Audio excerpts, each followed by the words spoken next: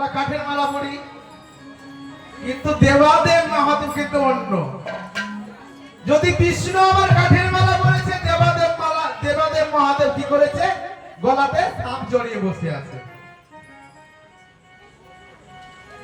সাপ জড়িয়ে বসে আছে। বিষ্ণু যদি কাঠের মালা পরেছে, তো আমার দেবাদেব মহাদেব কি করেছে? রুদ্রাক্ষর মালা পরেছে। দেবাদেব মহাদেব কিন্তু অন্য টাইপের। এইবারে